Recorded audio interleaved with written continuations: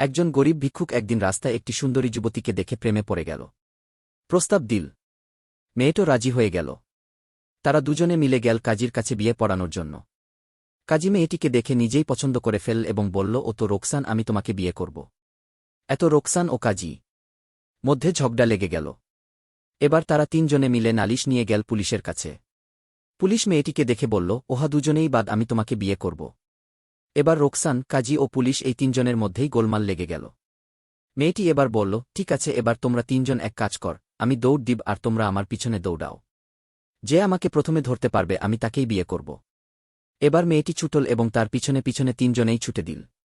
ছুটতে ছুটতে এক সময় তাদের সামনে একটি গর্ত পড়ল। তারা ওই গর্তের মধ্যে পড়ে গেল। বন্ধুরা, ওই সুন্দরী যুবতী মেয়েটি হল দুনিয়া, যার সৌন্দর্য আমরা যেই দেখি সেই মুগ্ধ হয়ে যাই, আর তার পেছনে পেছনে ছুটতে থাকি। কিন্তু ছুটতে ছুটতে একসময় আমাদের সামনে কবরের গর্ত এসে যায়, আর আমরা ওই গর্তে পড়ে যাই, আর দুনিয়া আমাদের হাতছাড়াই রয়ে যায়। আল্লাহ তাআলা আমাদের সবাইকে দুনিয়ার লোভ ছেড়ে আখেরাত লাভী হওয়ার তৌফিক দান করুন। আমিন। বন্ধুরা, ভিডিওটি ভালো লাগলে লাইক, কমেন্ট করবেন, সাবস্ক্রাইব করবেন।